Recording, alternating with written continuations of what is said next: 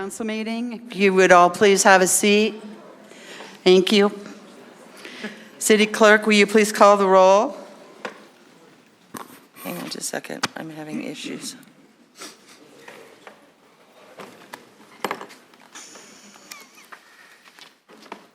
Mayor Brinkman. Here. Mayor Pro Tem Valdez. Present. Councilmember Cole. Here. Councilmember Driscoll. Here.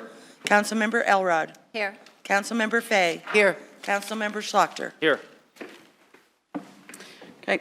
We have Troop 361 here this evening who will lead us in the Pledge of Allegiance. Troop, do you want to stand?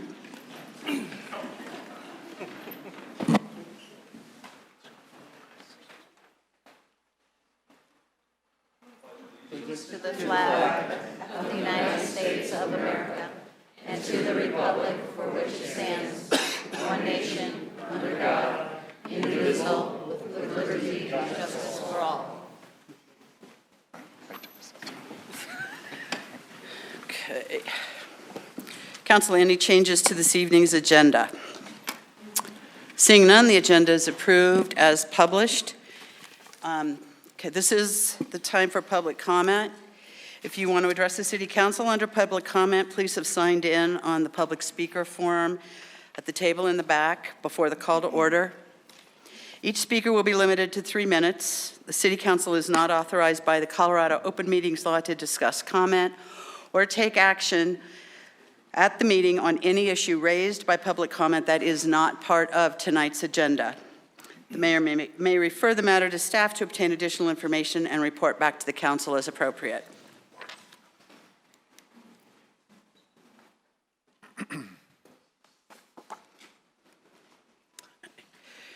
Our first speaker, Jack Reitzel.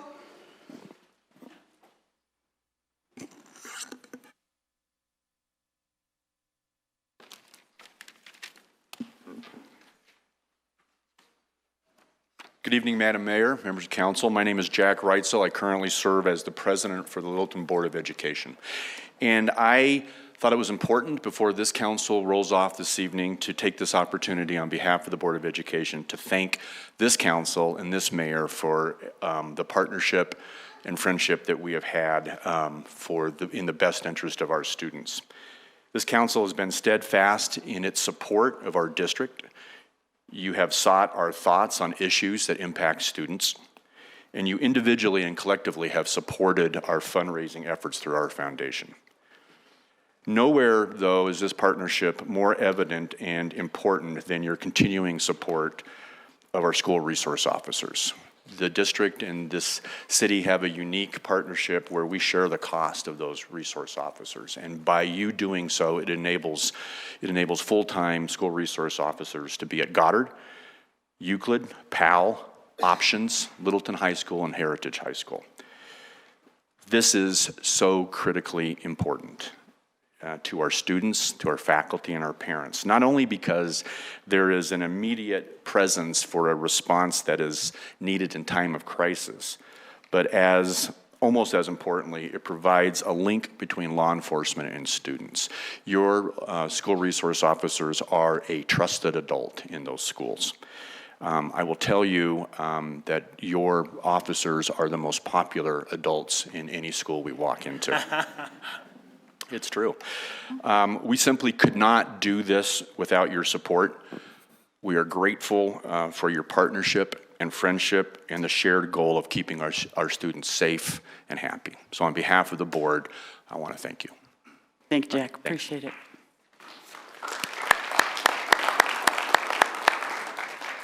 Next, Cal Murab and Pat Dunahay. You guys coming together? You still just get 3 minutes. Never easy with us.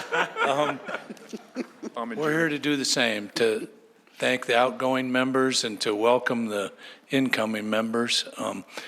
We represent over 100 businesses here in Littleton that obviously care deeply about this city of ours, and we're proud of our counselors and we're proud of our businesses here, and we want to keep the same I think flow going that we've had recent. We're pretty proud of all of you and all of your accomplishments, and the direction of the city. Specifically, Debbie, we owe you a big debt of gratitude as business guys. You always looked out for us. We love you and care about you, and we need a council that cares about the businesses in this community to make this thing all work, and you get that part. And we just really hope we keep that going. You can't hear enough of that.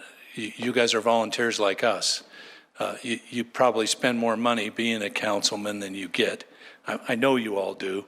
So we just ask for that this is all for the love of the city, and our specific task is to get everybody to love business, and that's not the easiest one, as your job isn't the easiest. But Kyle, we're going to miss you, brother. Peggy, everybody's going to always love you. And we just have a little token of appreciation since your time is up. All we have is clocks. So To remind you. So we're going to give you these clocks and tell you from our heart, thanks. And in the incoming members, we welcome them, and we'll do anything, and our phones are always available. Cal and I are pretty easy to find. If the business chamber can ever do anything for anybody, we're here to serve. Thank you. Hey, Pat. Thank you, Hey, Pat. Pat, do you have a function coming up that you want to promote real quick? Oh, yeah, if anybody has an extra $75, we have a play coming up on December 4th, Wednesday night at Town Hall. It's going to be a lot of fun, food, drinks, the play, $75, and all the proceeds benefit Littleton-only nonprofits. And you can check on our website to see who they are. We're always real proud of the sponsors that we get to sponsor. There's some great nonprofits, and a lot of the people in this room tonight have been a big part of those, and we will always continue to support them in the biggest way we can. You want to open that? Yeah, show it to... We're going to give these out. Well, I know, but you got to show us what they look like. This is the show and tell. Is it Oh, it's my turn. It's my turn now. No, that's Debbie. This is Debbie? Mayor. Okay. Thank you is it very much. Rolex? Thank you. Thank you. Timex. Thank you. My hand too. Thank you, thank you, thank you.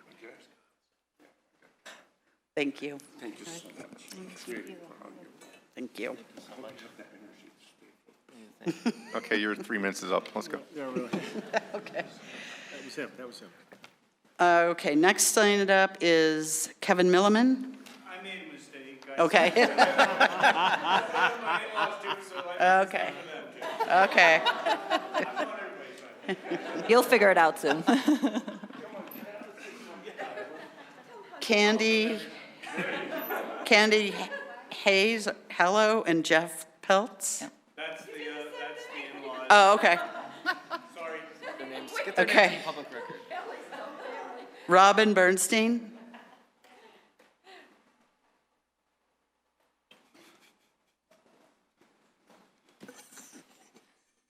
I'm here to support Geneva Village. Okay, and I think it's good for Littleton, the people and the dogs, the trees. It's very healing. I see people walking their dogs, their children.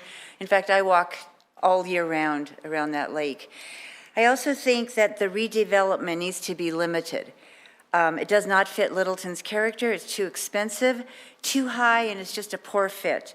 I hope you develop a policy for no displacement of Geneva Village residents and other residents being pushed out by overly high-priced redevelopments. I was through this in Denver. I just came from Denver, and then Geneva Village called me, and I went through the same thing in Denver with the building and the digging and the whole thing.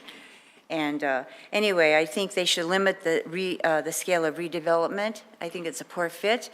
I'm hoping the policymakers come out in the open here and have study sessions offering positive things for Geneva Village and the lodge and the park. It's a whole unit, and explore all sides of the issue.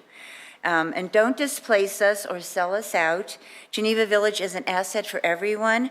It's good for Littleton and to make sure there's affordable housing for everybody. And, the historical flavor is one of the main things that is great. I love it. Thank you. Thank you. Okay. Amy Erickson.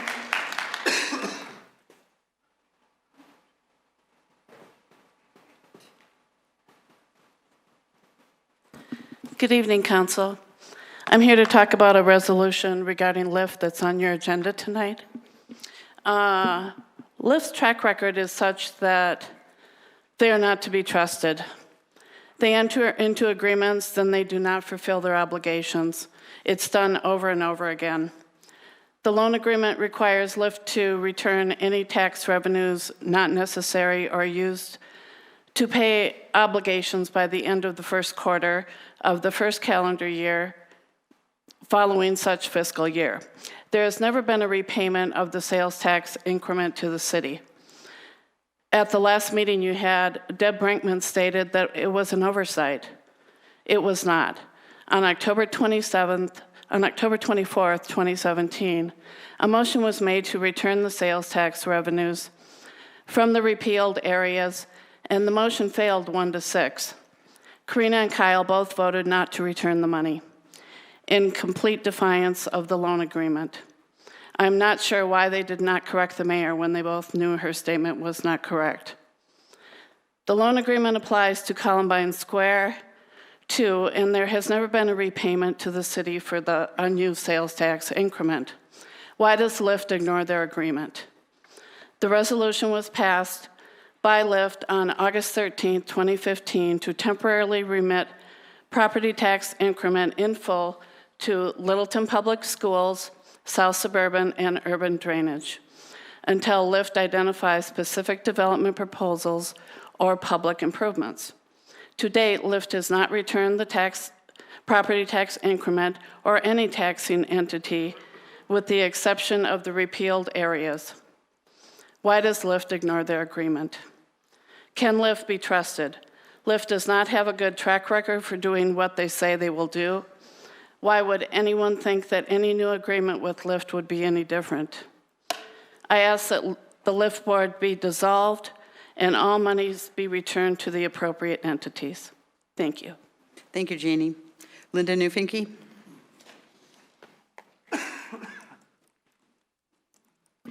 My name is Linda Knufike, and I live in the 4th District.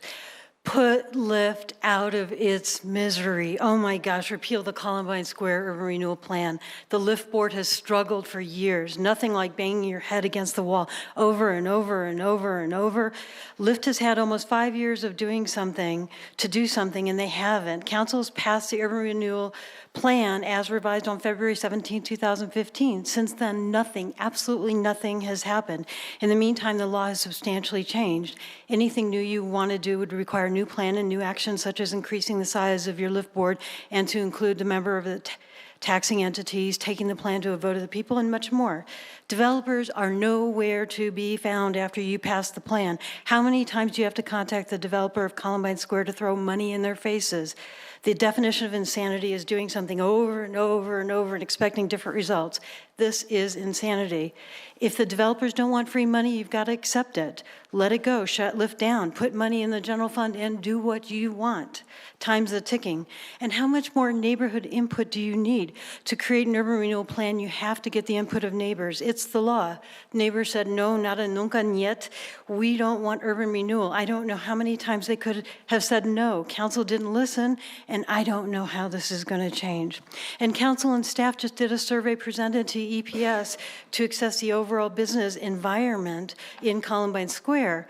The businesses are happy and happy with the support of the city. They do not need urban renewal to succeed. This is substantial neighborhood input. To say that you want to get more neighborhood input tells me that you want to manipulate the process to get your way. This does not respect the wishes of the neighbors in the area. And Lyft should be ready to address development, but they are not. They have no tools to assess the financial viability of a project and how to invest their money. So if a developer approaches Lyft today, Lyft would be scrambling to assess a project. It really does not present Littleton in a good light. So council gave LIFT specific directions, passing the existing urban renewal plan. Tonight, if you approve what's before you, you are asking LIFT to create busy work, and it might not conform to the existing plan that the council already passed. If the projects are contemplated in the plan and the properties are in the appendix of the plan, you're golden. You don't have to start at the beginning of the complex, expensive, and arduous urban renewal process.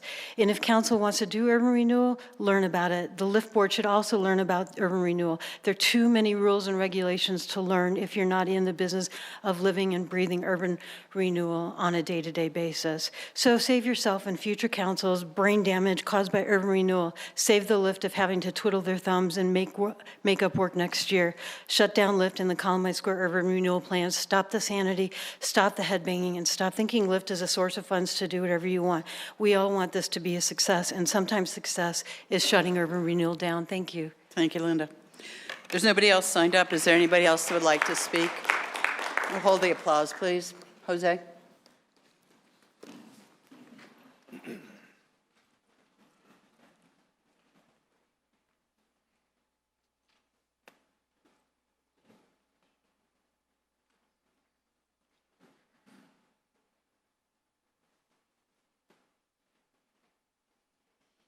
Good evening, ladies and gentlemen. Looks like you're going to get a new start here pretty soon. I've just come up to tell you that it's a shame that people are thinking about getting rid of our pearl that we have. We have a pearl here that no other city has. In 1964, the Geneva Village was constructed, and it belongs to the city. We even turned it over to South Metro Housing, and they didn't want it because of the fact that they didn't make enough money.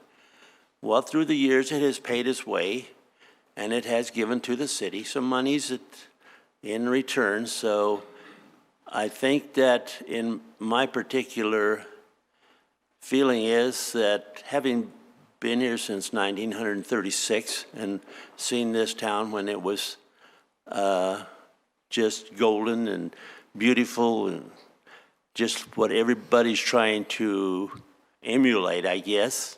You're not ever going to make Littleton what it was. It's gone, folks. If you just look around, you'll see all the big apartments. Everything's made big, more density. I remember when the people at Geneva Village used to farm all of this here, and they raised a lot of feed, corn, squash, you name it, they did it, and this was all donated to local poor people. So I remember the last two people that were here was Cornelius was a great piano player, and the other one was Mr. Imp, and he was those were the last two people in the Geneva Village home. So I hope that if there's any thinking of doing something with the Geneva Village property, that this council will look down with favor on allowing the people of Littleton the vote to get rid of it. The vote from council just this year, to give away our fire protection to another entity. 7 votes took it. It should have went to the city, to the people. Thank you very much. Thank you, Jose. Anybody else want to speak? Pat?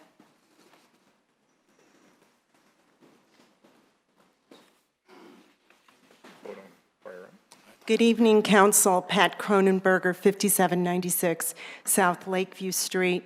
I figure tonight's an evening to thank outgoing council members, but before I do, I want to congratulate Jerry Valdez on his re-election.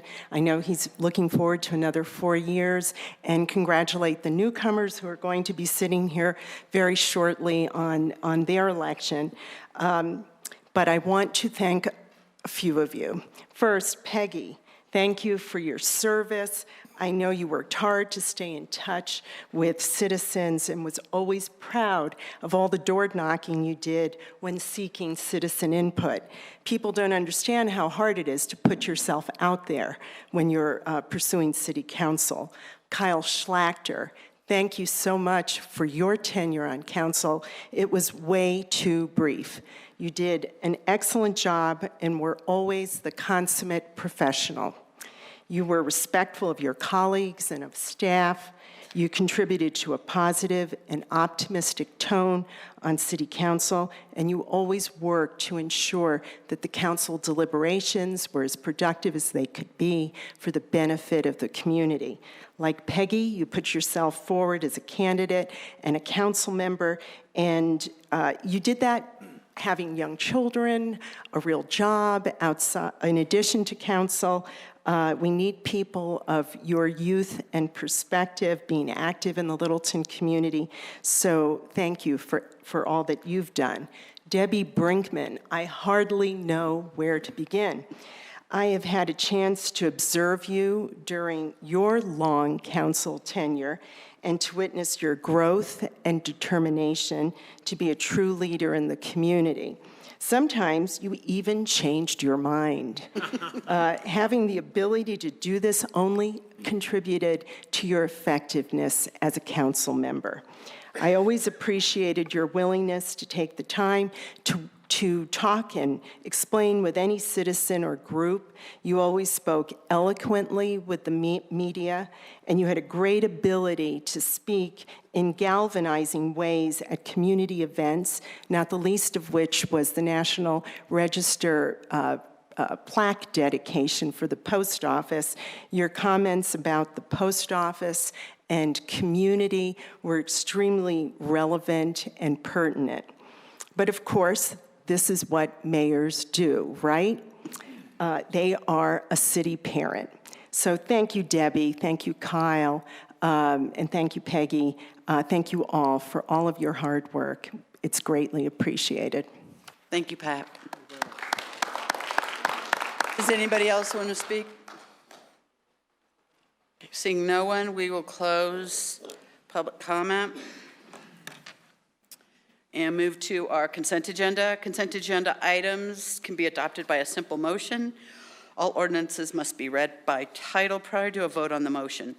Any consent agenda item may be removed at the request of a council member. Resolution 62 is appointing Council Member Driscoll as a council delegate to the South Metro / Cunningham Fire Rescue Authority. Resolution 63 is amending the investment policy of the City of Littleton. ID 19-309 is a motion to appoint Sandra Petrie to the South Metro Housing Options Board. ID 19-293 is an approval of the October 15, 2019 regular meeting minutes. Mayor, I move to approve consent agenda items A, B, C, and D. Okay, we have a motion and a second by Councilmember Valdez. Ready to vote? The vote is 7 in favor. The motion carries unanimously. Okay. So now we're on to general business. Our first is Resolution 61. This is a resolution approving the creation of an Arts and Culture Commission. We have staff presentation by Museum and Library Director Tim Nims.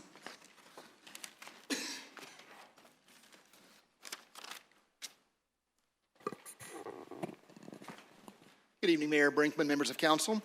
Since we just did this a couple of weeks ago at study session, and in the interest of time this evening, since I know you have a lot of other things coming up, I don't have a PowerPoint presentation for you. Just a reminder, this is a resolution that would create an Arts and Culture Commission, the goal of which would be to combine members from the 3 advisory boards, Library Board, Museum Board, and Fine Arts Board, with representatives from 4 local arts and culture organizations and 2 business community members, with an idea of trying to improve communication, coordination, and to look for ways to inventory and perhaps provide better funding for the arts and culture in the community.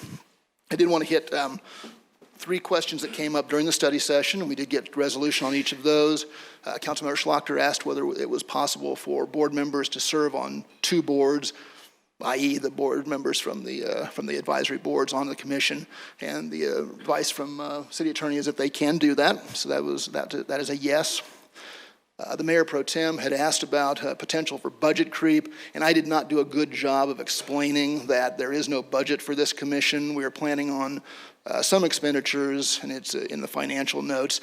I think about $34,000 in 2020, and that is primarily working with our consultant to bring this new commission up to speed. We want to take them on some tours around Littleton. We want to probably run them through some speakers and some coursework. But essentially, once that year is over, there will be no budget for this commission. If they have a project that they want to fund, they would have to come to council as part of the annual appropriation process, as any other department would. So no budget in the out years. And then I think that Councilmember Fay had inquired whether any of the library or museum programming in 2020 would be impacted by the funds that we would be using to accommodate this new commission. There would not be any impact to library or museum funding or to programming. Almost all of our programs are funded out of our Friends of the Library and Museum budget each year, so there would be no city expenditure that would impact those programs. With that, I'd be happy to answer any questions. Thank you, Tim. Council, any questions? Mayor Pro Tem Valdez. Thank you. So, thank you, Tim. Why is it that we don't just give this assignment to the Fine Arts Board? I mean, when I look at the two side by side, their tasks, they're very similar. And if we're thinking of taking the same people and just putting them on the commission, why don't we just make the Fine Arts Board the commission? It's a good question, Mayor Pro Tem. We did look at that. The working group did look at whether there was some possibility that you could simply retask or reutilize one of the advisory boards. The feeling was that the advisory board's roles are primarily tactical. They are more day-to-day. Certainly the Fine Arts Board has specific tasks that they are charged with. The intention of this commission would be to be more strategic, to look more exclusively at different opportunities and to bring in different partners. So hence the idea of bringing in privates or nonprofit arts and culture organizations along with members of the business community. I think the idea was to get a more holistic look at arts and culture in the community and do a better job probably of representing those that aren't necessarily just within the city's inventory. And we have 7 excellent people on the Fine Arts Board now. So is the Finance Board just going to go away? I think that depends on what the council ends up wanting to do. During discussions, we did talk about folding the Fine Arts Board at some point, and you're probably looking at a couple of years down the road before you'd look at doing that, but folding them in as a subcommittee or sort of sub-organization of this commission so that they could work more closely.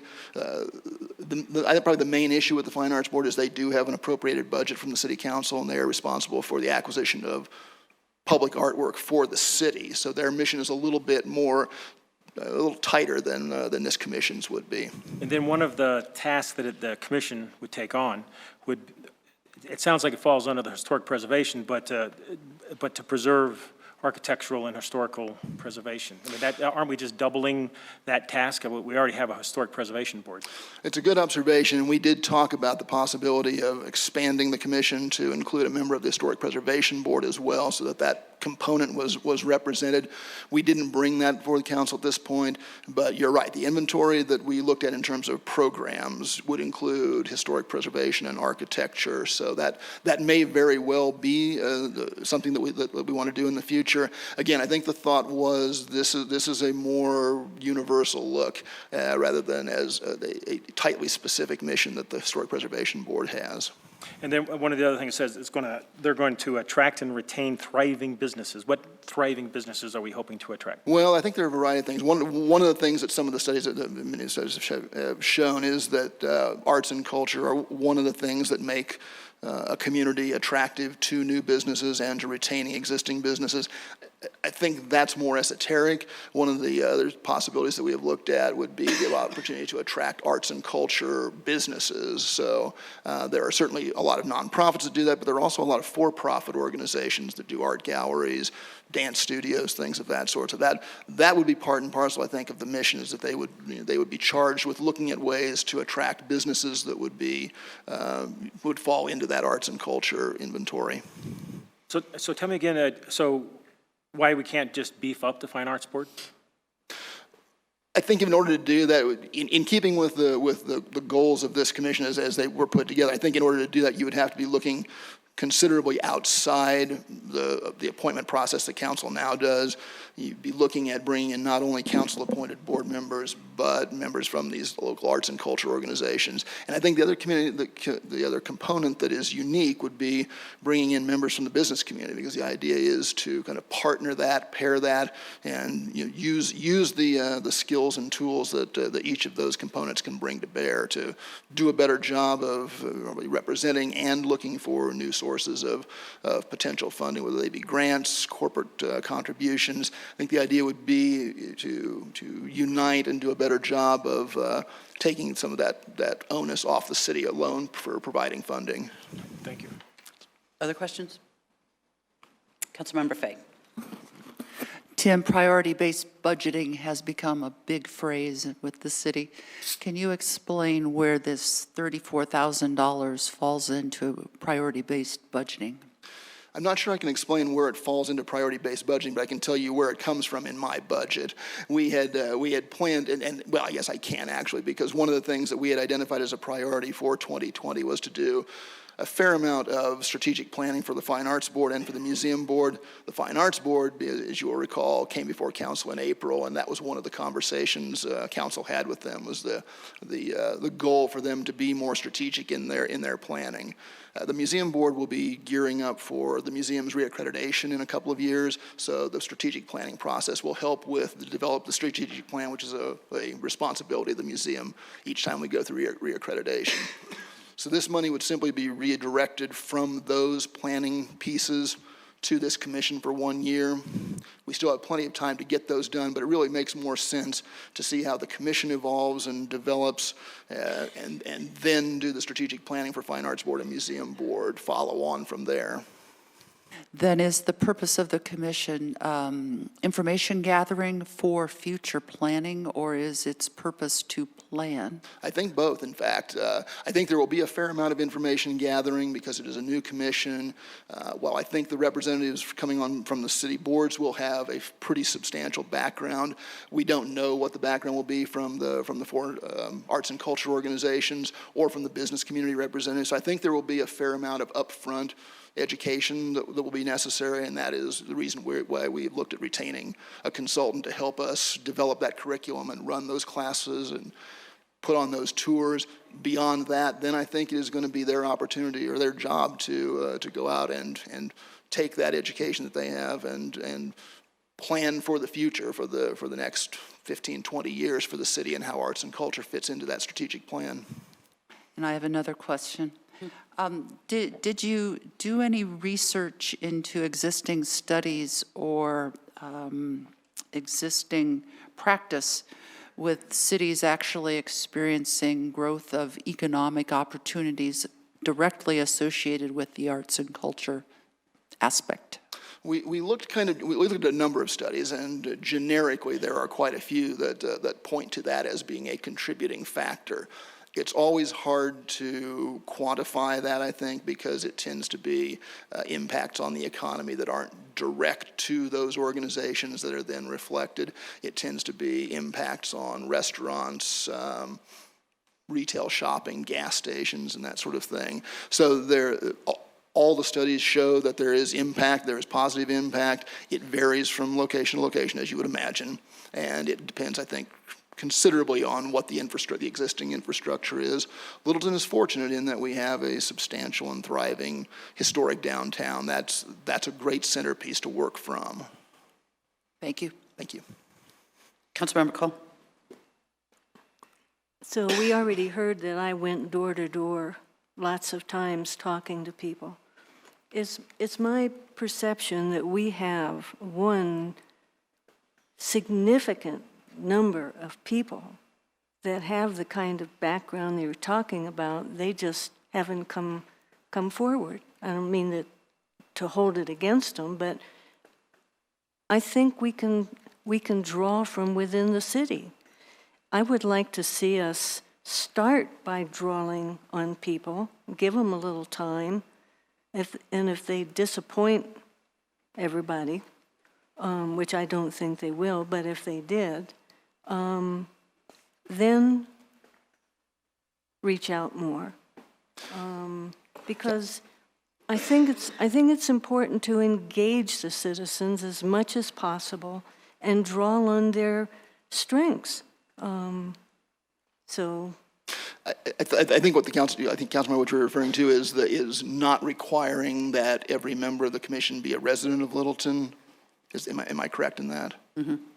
Yeah, well, I would require people to live in Littleton, at least for a couple of years trying this out. And if they disappoint me, I'm going to be really surprised. Well, I think the thought process primarily was that we wanted to be as inclusive as possible, and because we have a number of arts and culture entities here in Littleton who, staff may not be or board members may not be residents of Littleton, but have a substantial investment in the community because they work here in those entities. The idea, I think, was to be as broad as possible and be as inclusive as possible, because we didn't want to prevent representation from a particular entity or board from being on the council. I think we will gain from having that. I certainly understand the residency requirement for our normal boards and commissions. I think the thought was that this would be something of a hybrid. So, I mean, if I were to be supporting this, I'd want to do the same thing for all the boards and commissions. I mean, it just, unless, of course, I'm not going to be around, but unless we would see that they just don't have it. But I think they've got that possibility. We already have some wonderful stuff going on at ACC with people who live in the community, and of course some who don't, but I think the potential is there for our citizens. So. The charter can certainly be amended by council. Other questions? Councilmember Elrod. Tim, can you speak to, you talked about the greater scope here and that it goes beyond just the museum, the Fine Arts Board, and you had done at least a rough inventory, beginning to inventory how many organizations are out there in our community that touch on arts, culture, heritage. Can you share that information? Sure. I think we're up to around 40 or 45 in total at this point. It is a list that continues to grow as we learn of new. Usually they tend to be private businesses, but there are a lot of dance studios. There are a lot of arts galleries or retail stores that have some sort of a connection to arts and culture. So right now we're into the 40s. We think that will continue to grow as we get a better handle on what the actual inventory is. We certainly know what the major players are. The city's entities obviously are pretty obvious. Hudson Gardens, the Depot Arts Center, ACC's galleries.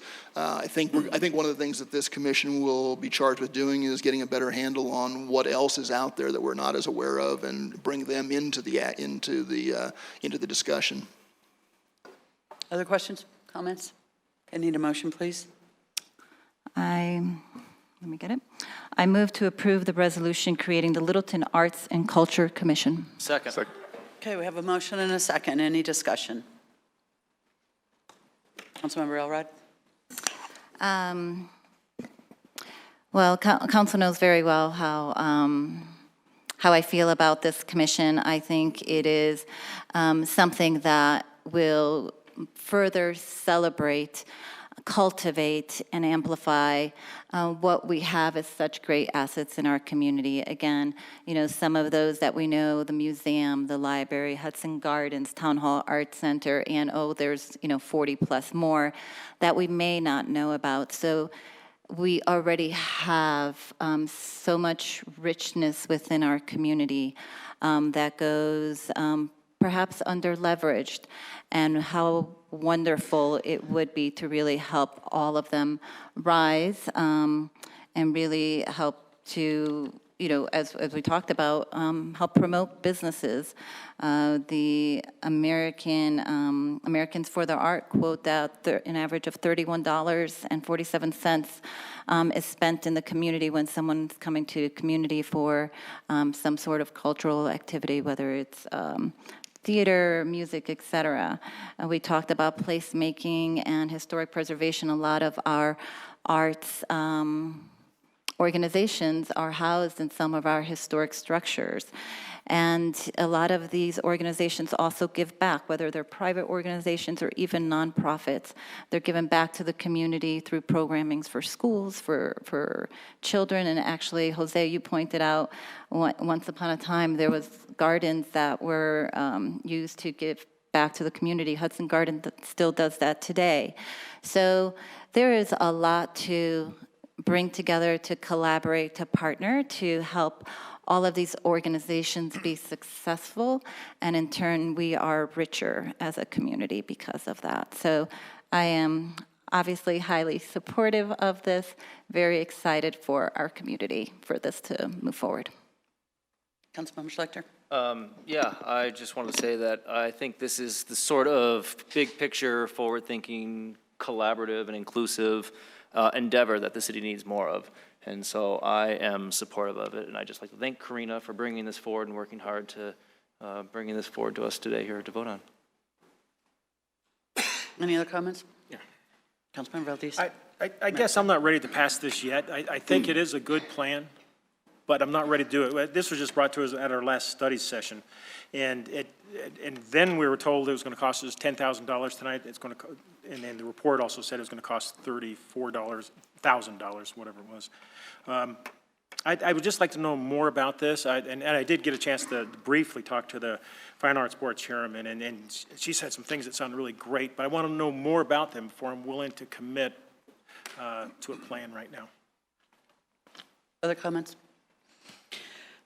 Sorry, Councilmember Fay.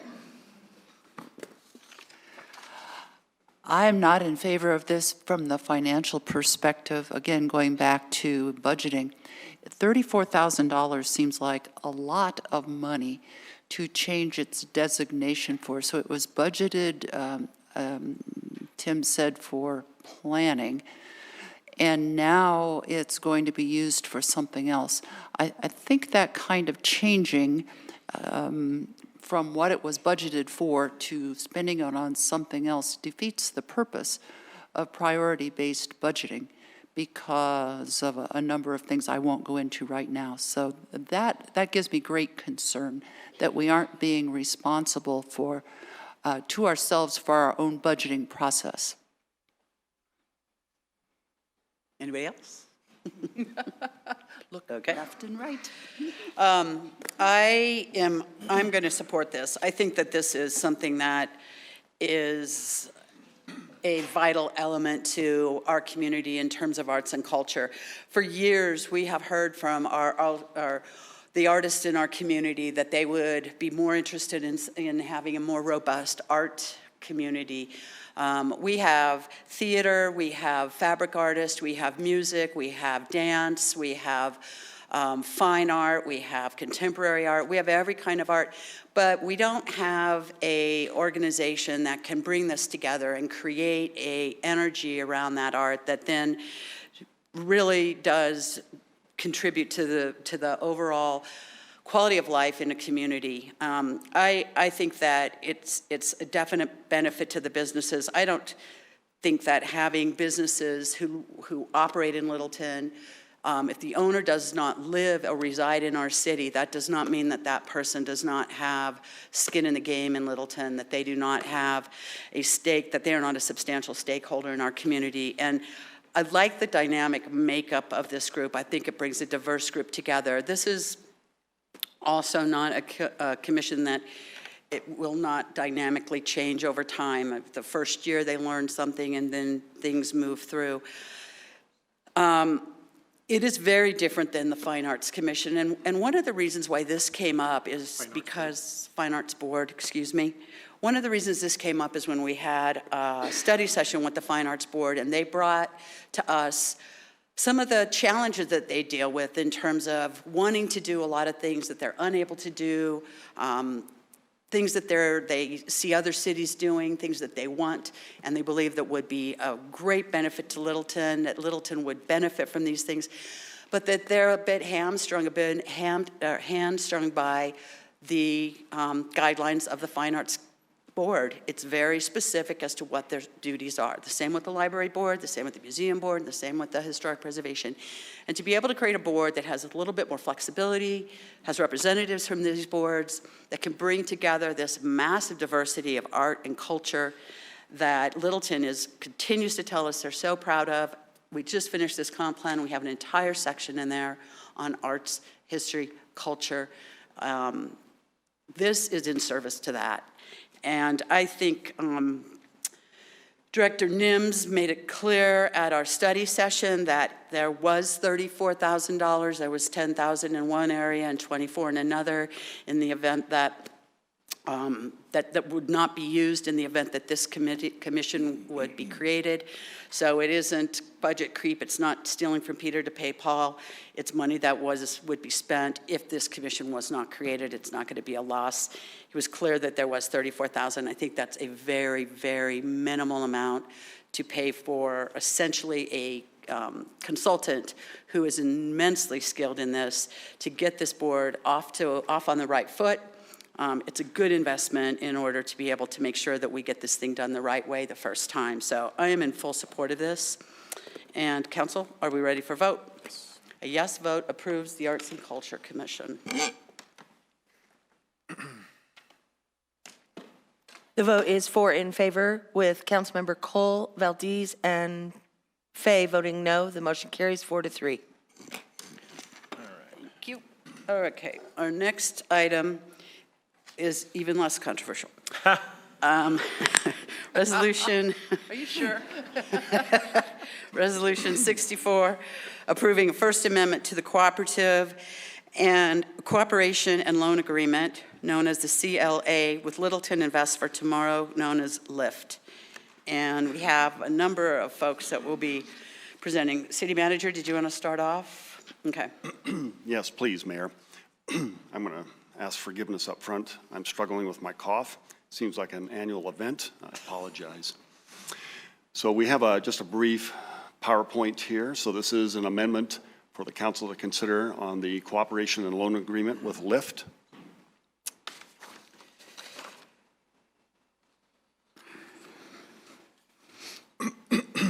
So the cooperation and loan agreement, the CLA, defines the terms of a loan between the city and our Littleton Invest for Tomorrow, the LIFT board. We've discussed this a number of times, but the current loan is due here on December 16th. And so that's the action here for this evening, is the council to consider an extension under what terms. So just quickly reminding everybody, on October 22nd of this year, there was a joint meeting between the City Council and the LIFT board. The LIFT presented a kind of a work plan for continuing their mission. The council then deliberated on November 12th in a study session, and we reviewed several different alternatives here with the council. Council decided that there was merit in continuing, and so we have set this action here for this evening to continue the mission of LIFT. Kind of a summary of the amendment. It does provide a date for the city to remit the tax increment to LIFT specifically. The original provision of the loan was a little vague on that term. The repayment of the tax revenue not used was changed from the first quarter to the fourth quarter. That seemed to be a little bit more of an operating procedure here that made more sense. The loan here in this particular amendment would be extended to November 17th of 2020. The partial repayment of the loan at $75,000 plus interest, that was the direction from the City Council at the study session. It's reflected in this new loan agreement. And return the TIF from the past 3 URAs. Those past 3 were dissolved here a couple of years ago, and so now this particular loan agreement requires the repayment of those funds. Repayments of number 4 and 5 would be due here by the end of the year. Also, as part of the loan agreement would be a requirement for LIFT to hire an executive director and make an offer here by February 1st. LIFT present a plan to council for review and approval by the end of September of, actually it should be 2020.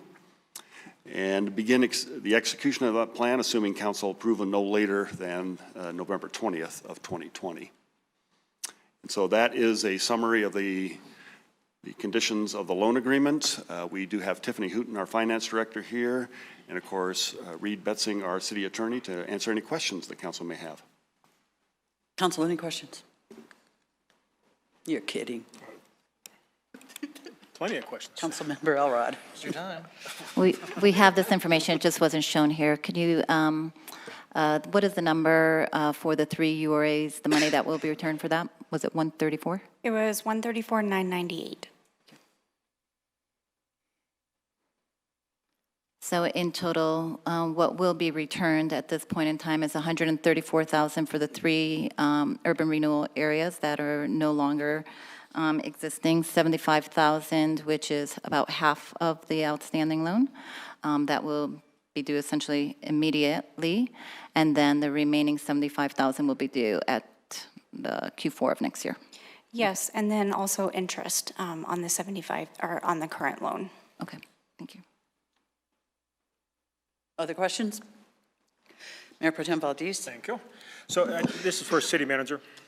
So the property taxes in that area of the Curragh have gone up, as well as I believe tax collections have gone up in the area.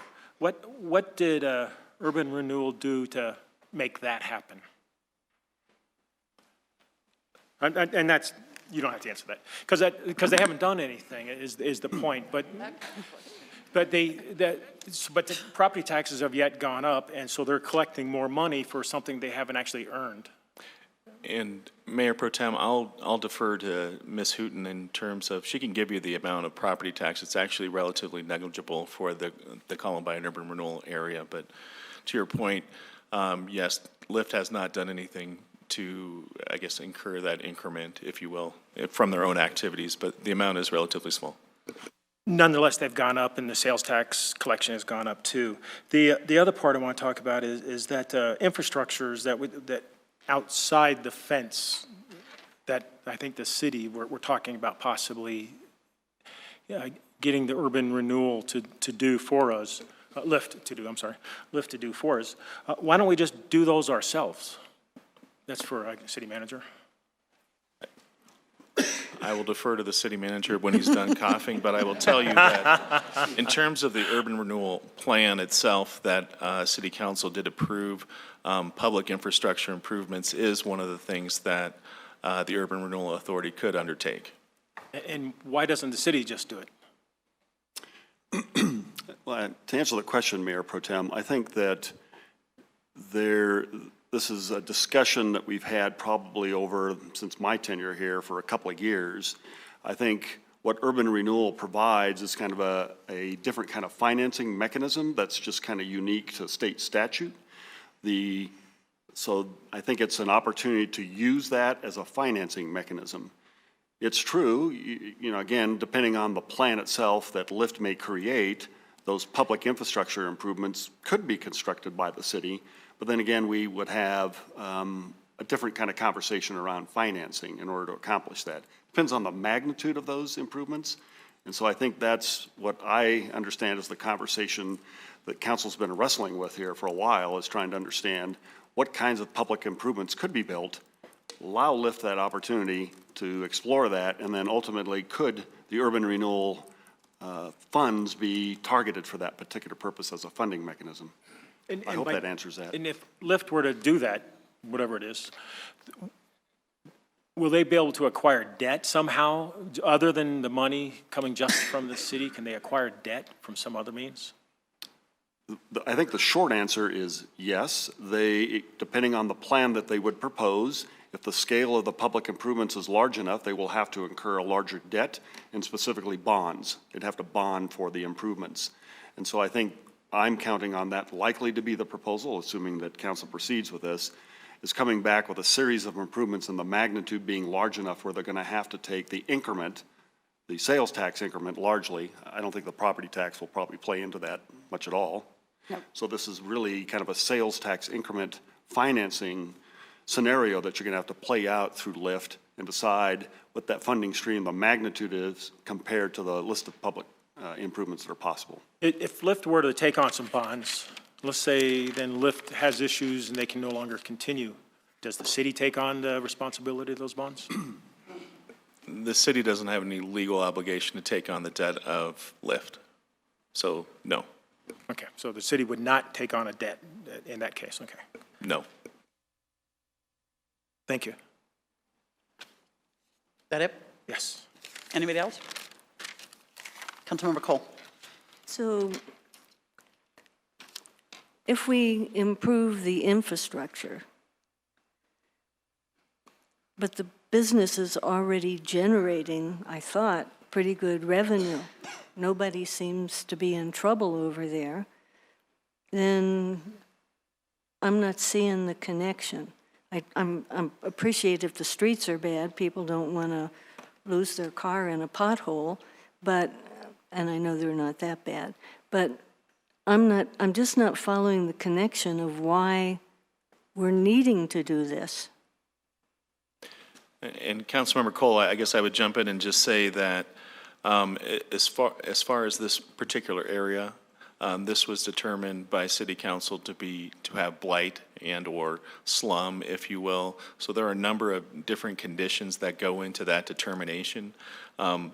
Providing public infrastructure or certain improvements along that caliber are just one means to start to remediate the blight in that particular area. So it still might be debated whether there is significant blight there for most of us. I mean, in most of our minds. Right. In terms of when City Council adopted that urban renewal area, those were findings already made by this council, that those did exist. And granted, as the structures have been removed, it looks certainly different than what it did at the time. And those members of council, including yourself, that remember kind of some of the conditions that were going on in the Columbine urban renewal area, they were at a much different state there before the removal of a lot of those buildings. Yeah, thank you. Councilmember Elrod. There were a couple of questions that I just want to convey from some citizens that spoke. So the first was regarding the clarity of the repayment of the debt to the city and the obligation. And Mark, I also heard you make a statement that some of that language was vague. So can you talk to the language, you know, this comment of being vague and maybe some of the inconsistency of information that may have been conveyed through the years and where we've landed today?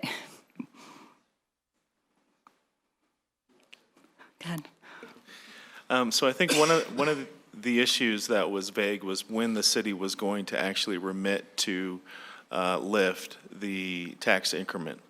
There was nothing stated that was solid within the actual original cooperation and loan agreement that said when the city would do that. I think it just said it would timely do that or something to that fashion. So one of the amendments was to provide a specific date. So the language in there is lawyerly, but I will tell you that they should have their money by March 15th of every year. Okay. So we're addressing that now. So what may have been vague or not clear, maybe not well written, for that matter, or well advised, we're solving for that now. Correct. Thank you. The second question that I also want to get some clarity on, because I have heard this before, that when there is a change to the plan, so one of the things that we sent a very strong message during our study session, and that's what we're looking at now is, we are not going after the Columbine Square property. We are looking and allowing LIFT to really look at broader infrastructure so that, it's not about that property owner, it's not about that particular development in and of itself, but it's much broader scope or the whole different scope than may have been conveyed earlier. Is there any concern that there's any reason why we can't do that, or that negates urban renewal? Yeah, I don't think any of the proposed changes, this is a cooperation and loan agreement, so we're not actually making any changes to the actual plan that City Council has adopted. As we're not making any substantial changes to the plan, then I don't think it requires anything to change and, requiring other board members to be appointed to LIFT or triggering those other state statutes that went into effect a few years ago. That's not a concern from your point of view? No. Okay, thank you. Councilmember Fay. I don't know who to direct this to. How long has LIFT been in existence? I believe originally 1980 is when the Riverfront Authority came into existence. At some point in 2000, and I'm just going to make up a number, 2013 or 14, it changed its name to LIFT. Am I counting up right, 39 years? That's about right. What has LIFT accomplished in these 39 years?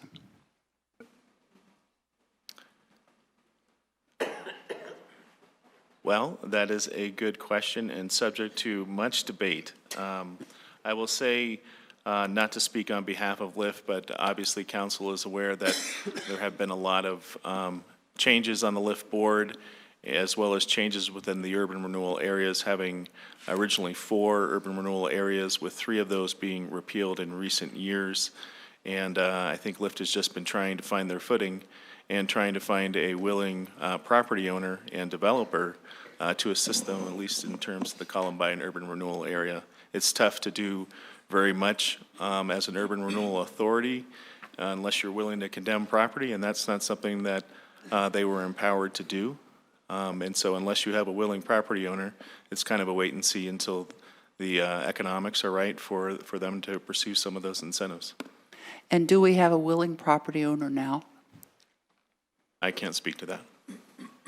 I would say from my conversations with the LIFT board being in their meetings, I believe they have made some progress in terms of at least making a point of contact with a new property manager for that location. What I remember from that it was that the chair of the LIFT board didn't know whether that person had any authority, decision-making authority or not. On the subject of blight, what is the definition of blight? If I can read you the, I think there's 11 factors. If you'll give me 1 minute, I will find that for you. Okay. And then also with that, were you saying earlier that blight does exist there now?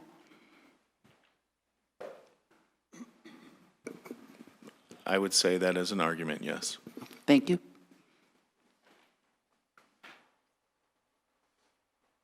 I'm done, except waiting for the 11 factors.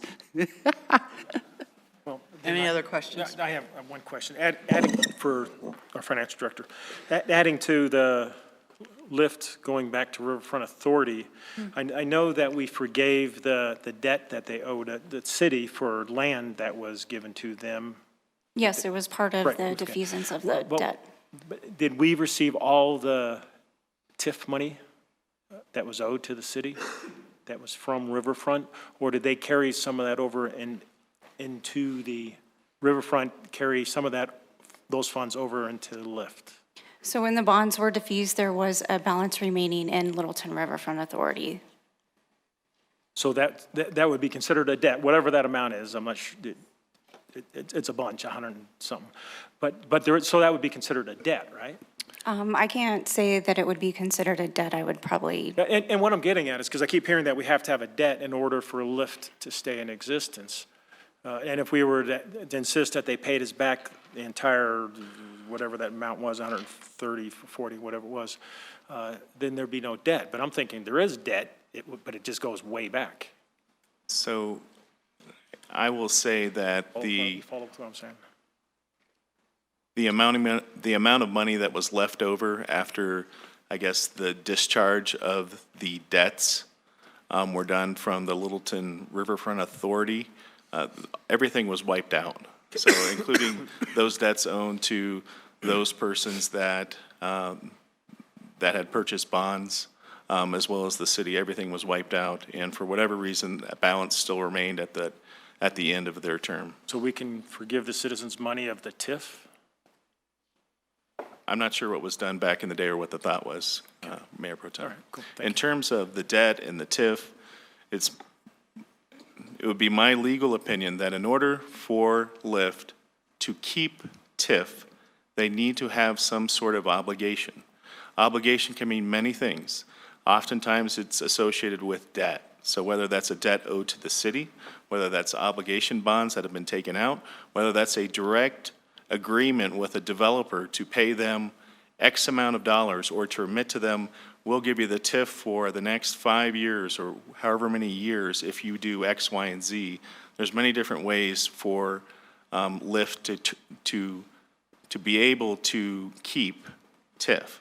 So right now, as it stands, if the city did not forgive the bond, or not forgive the bond, but extend the bond for another year, excuse me, I say bond, the loan agreement, then they don't have any debt, they don't have any obligations that are out there, so they legally, they can't keep the TIF, so they have to remit that back to the city. In terms of the Councilmember Fay's question, if you would like, I can read you what the determining factors are for blight. Let's hear them. Very well. Read them fast. Okay. Got my book.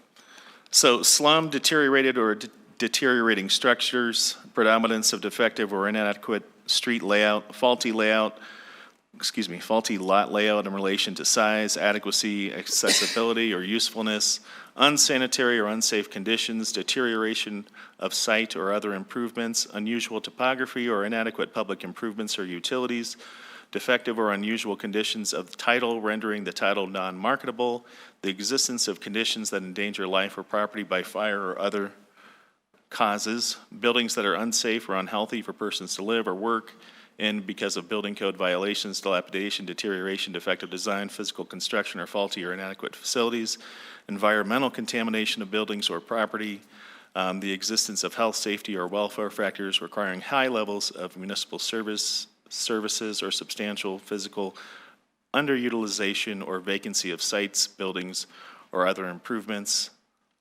And that's about it. And which of those exist right now? I think that's for council to decide, not legal counsel. Touche. Councilmember Allred, did you have anything else? Okay. I need a motion, please. I have but one more quick question just for the director. And we need to wrap this up by 8 o'clock. So when will we reconcile that they would receive the tax increment of estimated 108,000 or whatever it is? This next upcoming. For next year.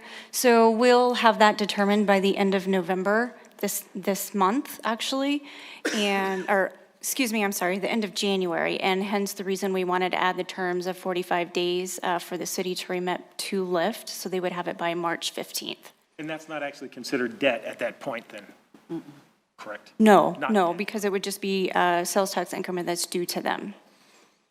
Okay, thank you. Mayor, I move to approve First Amendment of the Cooperation and Loan Agreement with Littleton Invest for Tomorrow as presented.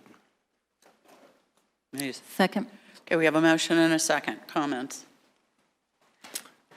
Yes, I've struggled with this, and I think council has struggled with Lyft. I've been the liaison for Lyft for the past year and a half or so, and I haven't been a very good liaison. I found the meetings to be very boring, and they weren't accomplishing what we had asked Lyft to do. And Columbine Square is out of the picture now, and I think that's a big part of it because they were putting so much of their focus on Columbine Square. When it was asked what we thought about Lyft, I'm basically sharing with you what I thought about Lyft, and I thought it should be dissolved. I think this resolution coming forward is a good compromise to give Lyft board. They have their direction if this passes, and it gives them a lifeline is the way I'm looking at it. And so I'm going to support this. I just don't want to give up on this board. I think Kevin and his group have done a good job. But I will be watching, closely, and hopefully come November 11th of next year, we will had made some significant progress. Otherwise, I'm afraid I'd vote opposite. Thank you. Other council members? Councilmember Cole? So I'm not going to support this. I think our Economic Development Department is very good, and if any business needs help, I think they can provide it. The roads, some of them have some pretty big potholes. I get lost in them, but that isn't a reason, I think, to have lift when we have a street program. I mean, get out there and get it done. Get her done, Jerry. So I'm not supporting this. Karina? We went back and forth a lot as a council on this, and I was very encouraged to finally be able to see from the LIFT board that they brought forward some options. They stepped away, they were ready to step away from the Columbine Square. And when we talk about infrastructure, when we now have a Bellevue Corridor Plan, we now have a transportation master plan, and there is plenty to be done. I think this actually creates an opportunity, and I'll go so far to say an advantage for that neighborhood to now finally get some of those projects that may be long time in the coming actually happen. And so I think there's still an opportunity, and that's why I am in support of this. I do think that the neighborhood deserves some love. And I think there is more that can be done. There's beautiful mediums that go and stop right before this area. So it'd be great to maybe extend some of that. There was a thought of creating a gateway. So there are truly infrastructure needs that make for better mobility in the area. So I think there are still so many great opportunities that now we can give back to that community that has kind of had to put up with not something so great. So I am going to support this and give the LIFT board the opportunity to fulfill on that obligation. Other comments? We do have a motion in a second, correct? I'm going to just make a quick comment because I'm watching the clock. I actually think this is a great opportunity for the LIFT board to do what they've been wanting to do for a long time. Part of the reason why nothing's been done over there is because of Columbine Square, and we've been waiting for a property owner to pull the trigger, and they haven't. And this says to that property owner, we're not waiting for you anymore. We're going to go work on this ourselves. It's very, the money that's being paid back is substantial, $135,000 in increment returned and nearly $80,000 in loan repayment, leaving just about $75,000 for the loan. I think that's substantial. For LIFT to be able to do that. The money that they're bringing in it's not huge, but it's enough for them to be able to get some projects, get some bonding on those projects, and really make some of those improvements in the neighborhood. And they're not, if it doesn't happen through LIFT this way, then it comes out of our general fund. And if it comes out of our general fund, then it's coming out of another budget. So I think this is an opportunity for there to be some things done that otherwise would not be able to happen. So I am going to also support this. They have, the LIFT board has indicated that they appreciate the opportunity to push this through. They know that there's a tight deadline on this. Getting an exec director is very important. And so I'm going to be really hopeful and anxious to see what happens in a year and what kind of great plans we're going to be looking at. As Karina said, we have the Bellevue Corridor Plan. There's a lot of work in there. We get started on that tomorrow. So I'm obviously going to support this. And just for clarity's sake, so the balance of the loan will be due by November 17 to 2020? Correct. Okay. Council ready to vote? A yes vote. Moves forward the one-year pro forma resolution for LIFT. The vote is 5 in favor with Councilmember Cole and Councilmember Fay voting no. The motion carries 5-2. Okay, thank you. So due to the time of the evening and the mandate by our charter, believe it or not, that we have to have our new council sworn in by 8 p.m. We have 15 minutes.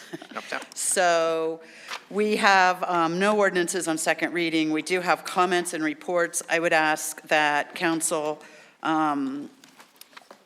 city manager, you can't talk anyway. City attorney's been speaking for you this evening.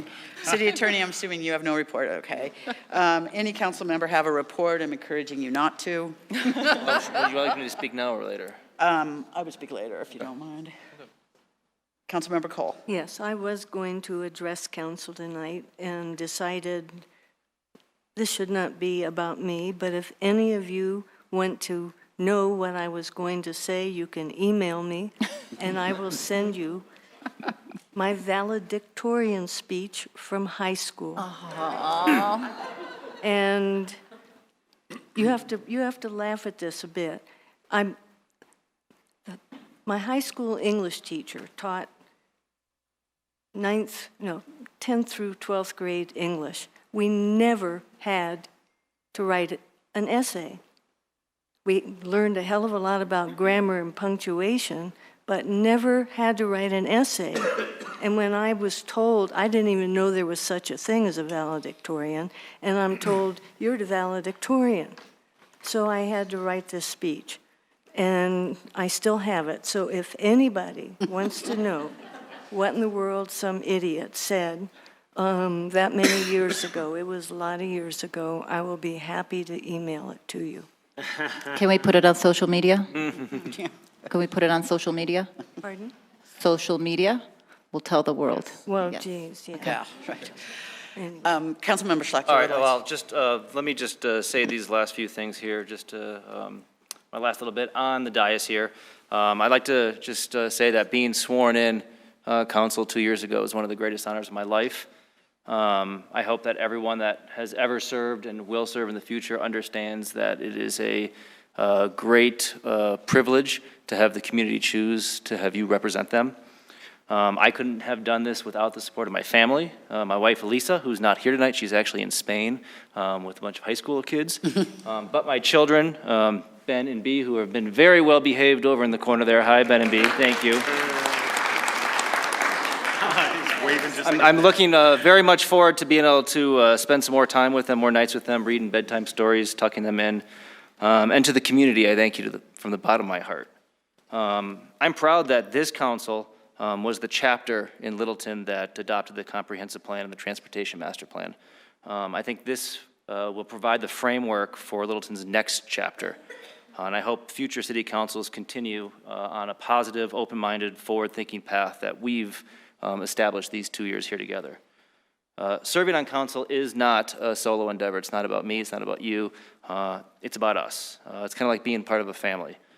We get accustomed to each other's quirks, or not so much.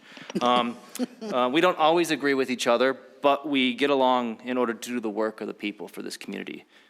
Being on council is about having the integrity to earn the trust and respect of the community, of staff, but also most importantly of each other.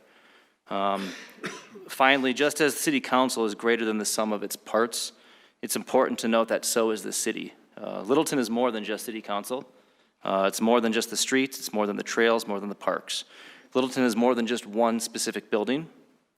Littleton is a community. Littleton is a story. And these past 2 years are about one small chapter in that story, and I'm looking forward to seeing what the next chapter has. Thanks. Thank you.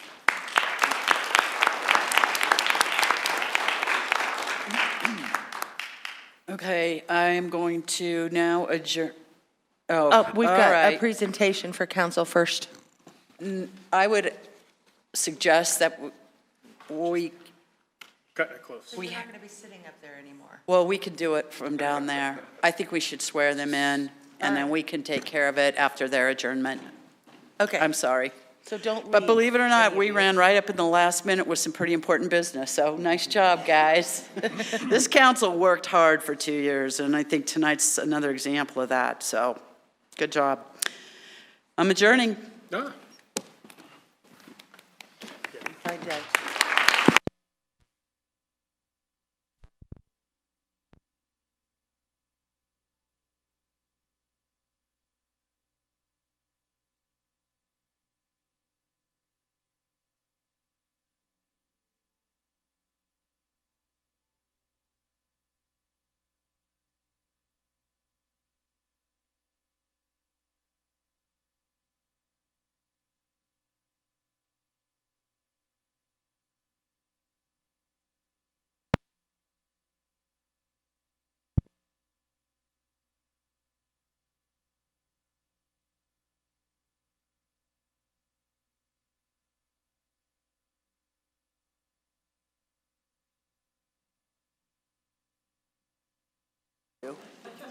You have to get sworn in, though, Jerry. The existing council can stay seated, please. Who stay seated? You just stay seated, Yes, ma'am. please. Okay, I'm going to call this meeting to order at 7:50, the Littleton City Council meeting of November 19th, 2019, for administration of the oath of office to newly elected council members and election of mayor and mayor pro tem. Judge Fellman, please come to the podium to administer the oaths. Judge Fellman will do the oaths individually. He'll call you up when it's your turn.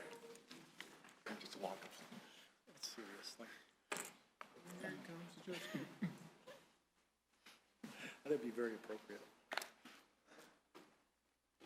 And once you've been sworn in, please take a seat at the dais, and you can sit anywhere.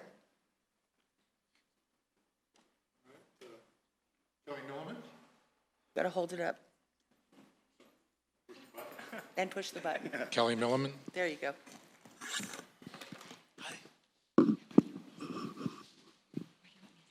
Let's see, where do we get the best, Kelly, where do we get the best picture?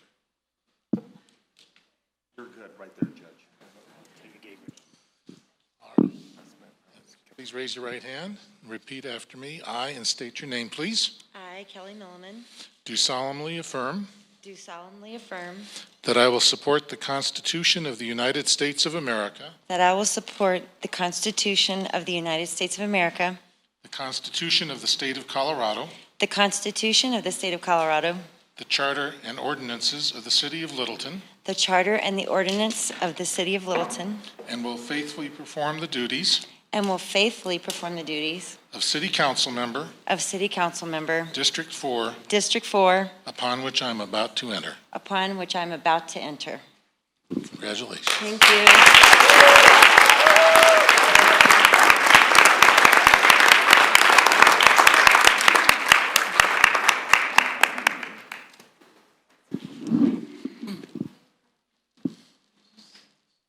Thank you.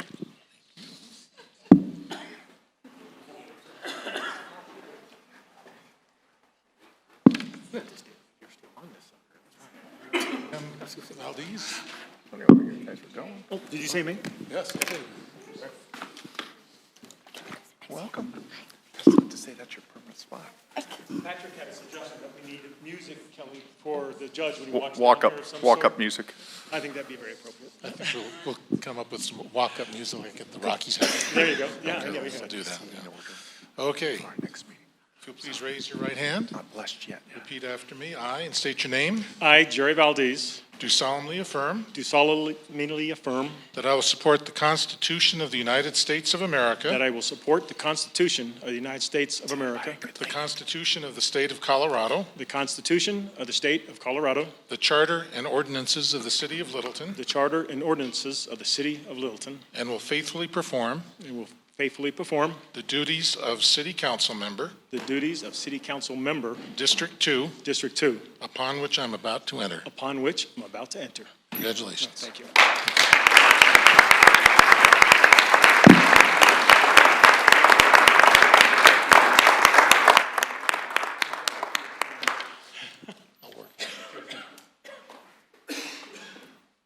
One more free parking ticket or traffic ticket. There you go. We're giving these to Debbie. I mean to Wendy. Thank you. All right. Pam Grove, please. I think we give it to Wendy, is that what he said? Good evening. Nice to meet you. And if you'll please raise your right hand and repeat after me. I, and state your name, please. I, Pam Grove, Do solemnly affirm do solemnly affirm that I will support the Constitution of the United States of America, that I will support the Constitution of the United States of America, the Constitution of the State of Colorado, the Constitution of the State of Colorado, the Charter and ordinances of the City of Littleton, the Charter and ordinances of the City of Littleton, and will faithfully perform and will faithfully perform the duties of City Council Member the duties of City Council Member at large, upon which I'm about to enter. Congratulations. Thank you.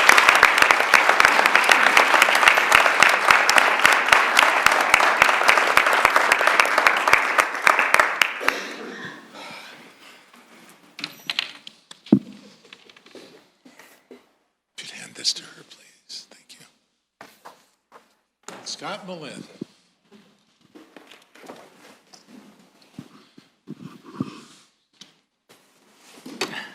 Okay, which level do I hold the mic at? Right? I'm not sure.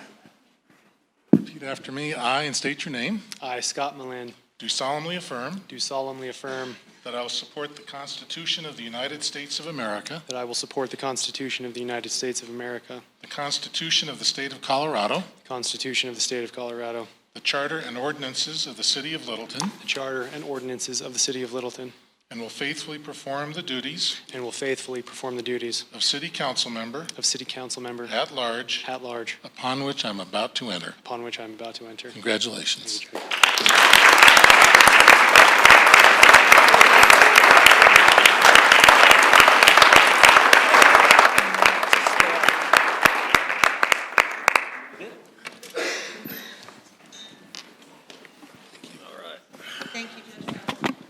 Good job.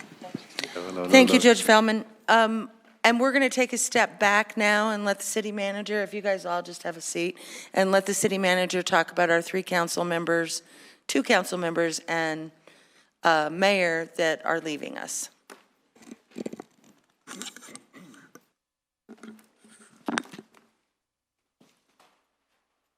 Let's see.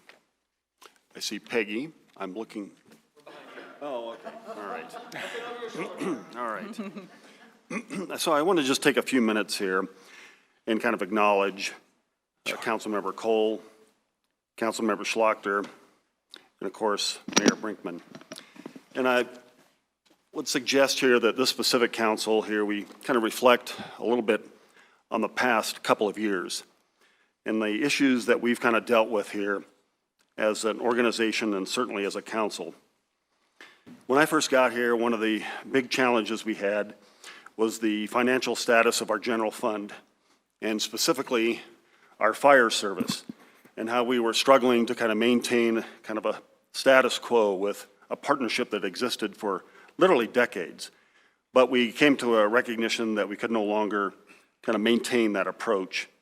And so the council, to their credit, took on the tough issue of what to do with the fire service and ultimately the stability of our general fund. That went to a vote of the people, and overwhelmingly the citizens of this community decided that it was in our best interest to be part of the South Metro Fire District. And so that took great courage, in my opinion, to kind of step out there and take on that particular issue. Not only did it kind of address the long-term approach to fire service, but also the stability of our general fund, for which all of our other services, police, public works, community development, are all funded. It's not to say that we are now without challenges in the general fund, but that was a significant step. And as council's already kind of touched on here, I think one of the most important steps that a council can ever take is the creation of a comprehensive plan to create and work with our community a vision, and for us to decide what is the policy direction of the city here for the next 20 to 30 years. And to couple that with our first ever transportation master plan. And I think that accomplishment is, you've heard me say before, probably one of the most significant things this city probably will ever do in trying to understand kind of what's the direction and how we will manage such issues as community character and growth within our community. Clearly, all of the council members, but specifically the 3 here, it is without doubt the love for their community and their dedication to being a council member and to kind of further the cause of this community. And I really congratulate every single one of them, but specifically these 3 who are now leaving. A couple of thoughts about each one. You know, Councilmember Schlachter, I have really enjoyed your style of leadership, a positive approach that you have taken with the issues, not to shy away from the tough issues, but to be professional about it in how we look at process and engage our community. You truly had an interest in the conversation with our community. Obviously, your work with Next Generation was an issue for you personally, and I have to commend you for stepping out and trying to move that issue forward. Councilmember Cole, 12 years obviously is a long time, and you have seen a lot of things that have transpired in this community ever since you've been here, but certainly in the 12 years.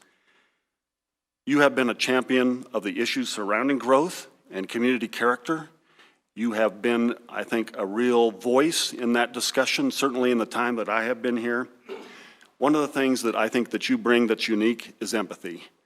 And I think when you look at the politics across our country today at a national level, in my opinion, a lot of that is missing.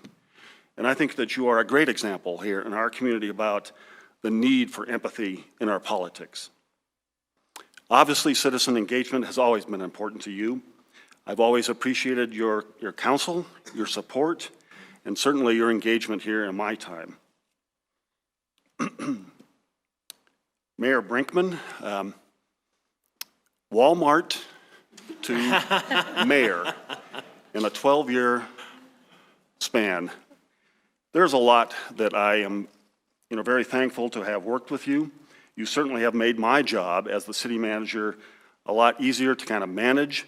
You clearly understand the position of a council member, a mayor, and the responsibility that is to work among the seven. Clearly you understand as a council member there is risk and challenges.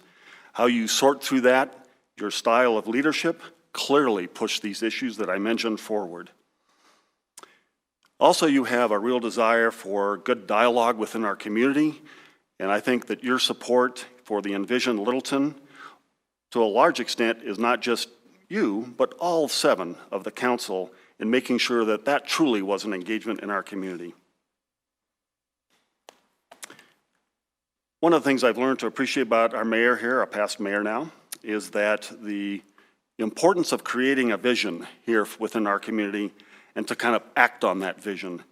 I think that has been a challenge for our community over time, and clearly the accomplishments that we've reached at this moment in time, acting on that vision. And of course, it's hard for me not to add the little phrase that we had at our last retreat for which you yourself created a series of hats that said, "Get her done."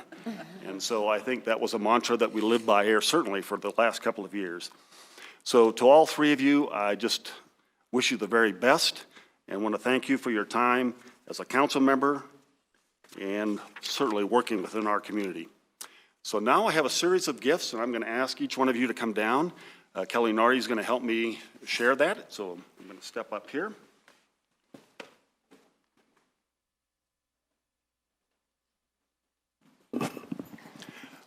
Kyle, if you don't mind, join me here at the podium.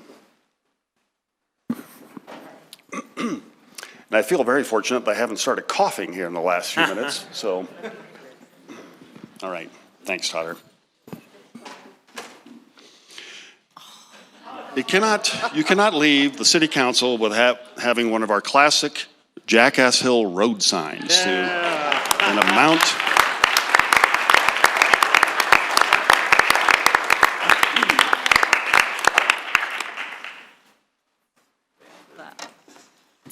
We also have a gift basket here for you and for each council member, but I hope you enjoy that. There's certainly lots of goodies, and your kids, I'm sure, will love that, each and every one of those. We do have a special gift for you, Kyle, and this is a gift certificate to Boondocks for your kids. I'm sorry it's not for you specifically, but I guarantee you those two will love that adventure. So on behalf of certainly the staff and city council, we thought that would be very appropriate for you and your kids, your family. All right. Now, we also have a couple of pictures, of course. This is the one that was hanging on the wall over there, so we now pass it on to you. And we have a very special photograph that we've taken here, and this was during Western Welcome Week. And this is of you and your kids, and very appropriately, you wearing the sunglasses, "I Love Littleton." So.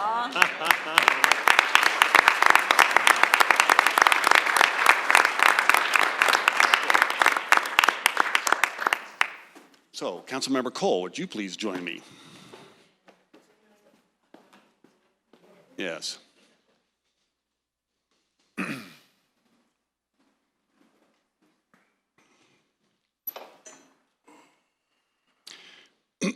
And you too get a very appropriate road sign Jackass Hill Road once again.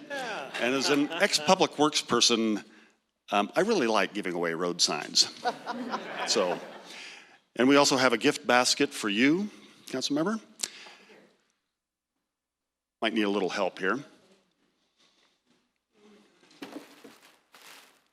Calm down. And very appropriately for you, some flowers, Peggy. Oh. All right.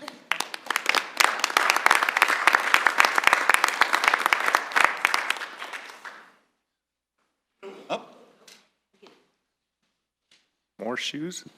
Kind of like Christmas here, isn't it, Peggy? So your picture from the council? Well, 12 years, you know, I'm... And what do we have here, Kelly? What is this? Shoes? Oh, well, you open that, please, Peggy. Stand back, Mark. Yeah. Stuff in this place, huh? All right, slides out there. Slide that. Probably just slide it out, yeah. Oh, yes, I'm sorry, how could I forget? What am I thinking here? This is, what a wonderful gift this is. Really? You're going to have to take that out of the box and show the audience. Yeah,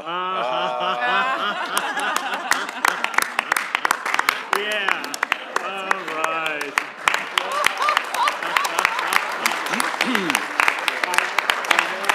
You're going to have to give him. That's awesome. Oh, that's great. Special thanks to Kelly here and her staff for thinking of this gift. That was my idea. If you don't, it was Mark's.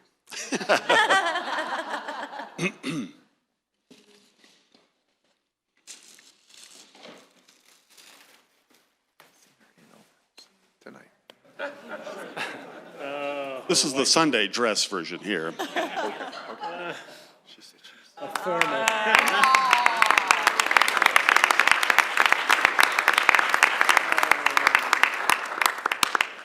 That's great. That's great. And finally, Peggy, again, a picture that was taken at Western Welcome Week, and we're passing that on to you. I'll let you share that here with the audience. Yes. This is a gift from Littleton Citizens Academy Alumni Association. So sweet. They're here.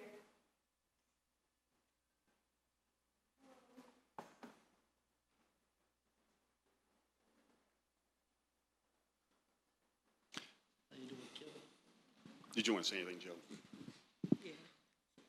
On behalf of the Friends of Littleton Canine and the whole community for that matter, the Littleton Police Department Canine Program, we really appreciate your support over the years. You've been with us through thick or thin since 2014 when we founded. Without you and your support and the rest of the community, our canine program wouldn't be where they are today. Thank you so much.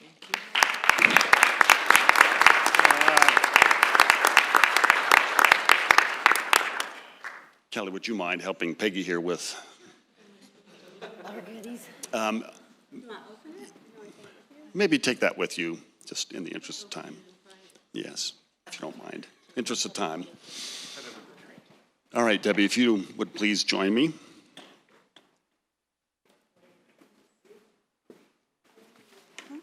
You're welcome, Peggy. Thank you. My pleasure. Must be getting a new car, Debbie. All right. Yes, of course. We have the Jackass Hill Road sign to start with. That's awesome. Yes. So again, our wonderful sign. Now I can stop stealing them. Yes. Not paid with TIF. Yeah, we'll move on to the flowers here. Let's do that next here. So, Debbie, for you. And again, thank you for your time and your support of me. I really appreciate it. Yeah.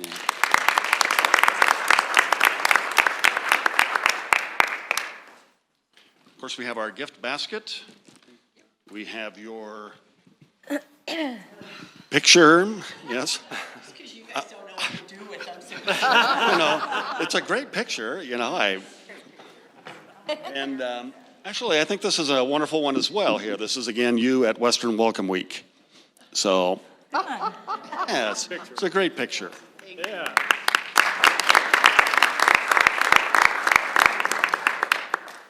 And we know how important your dog is to you. So we have an additional gift basket, but check out this dog collar. Deputy Mayor.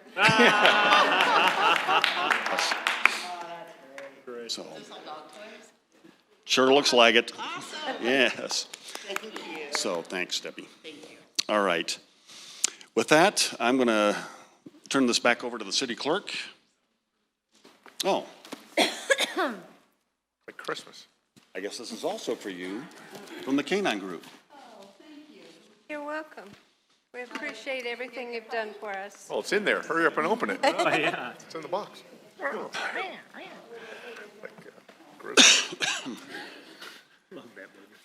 Aunt Martha wrapped up the K again.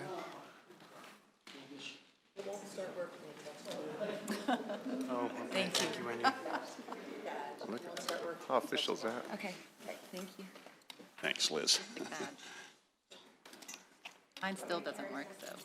Doesn't? Okay, you're welcome, Debbie. Hey, Mark, can we give Debbie a chance to speak? Please. 12 years. We need to hear.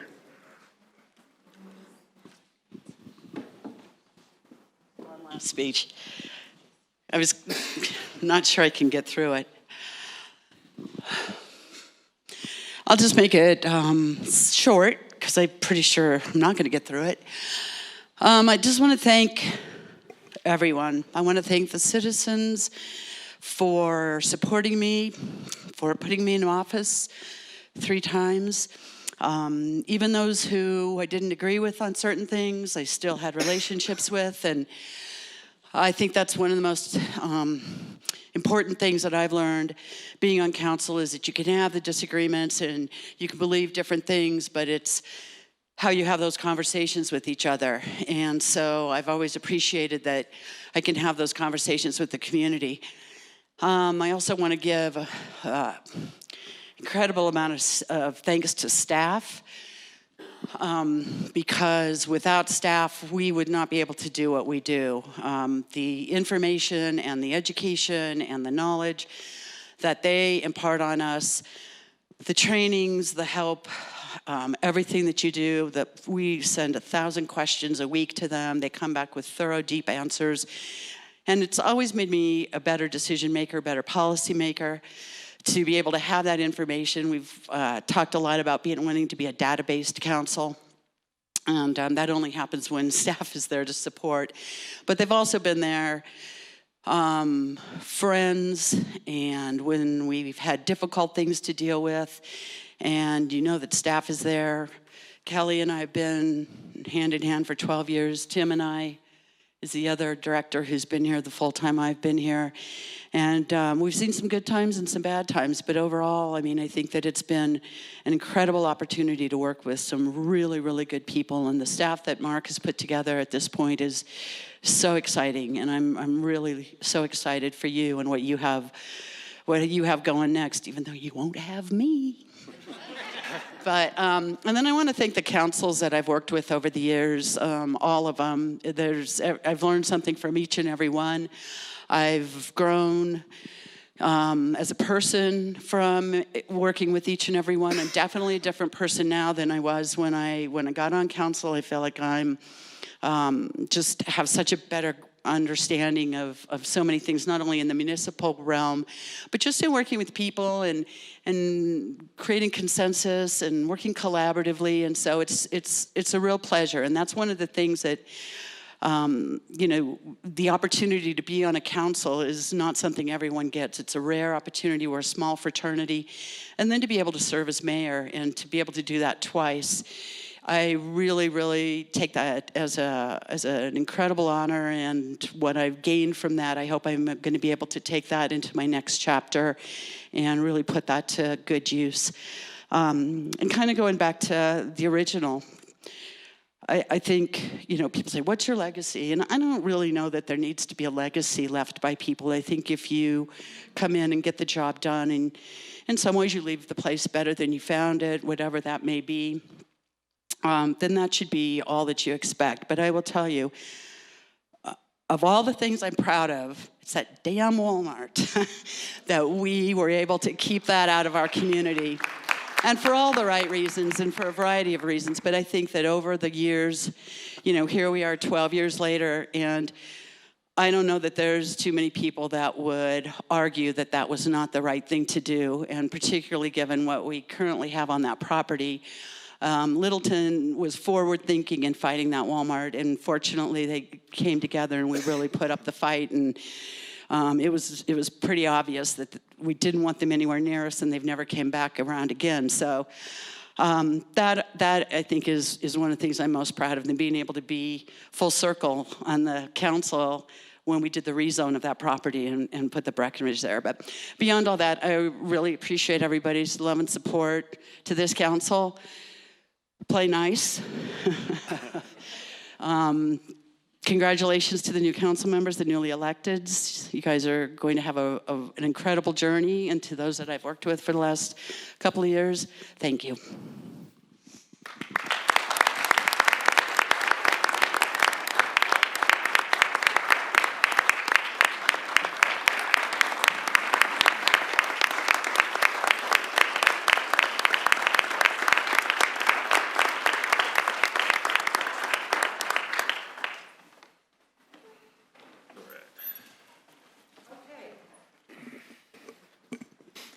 All right, back to regularly scheduled programming.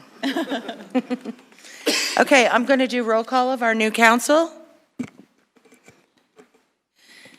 Councilmember Driscoll? Here. Councilmember Elrod? Here. Councilmember Fay? Here. Councilmember Grove? Here. Councilmember Malin? Present. Councilmember Milliman? Here. Councilmember Valdez? Present. Okay.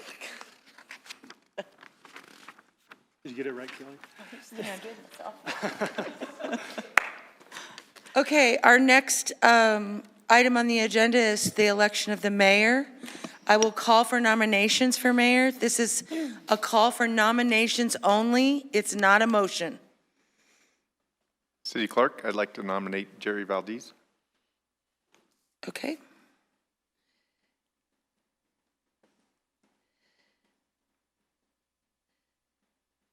Any other nominations? City Clerk, I'd like to nominate Scott Millen.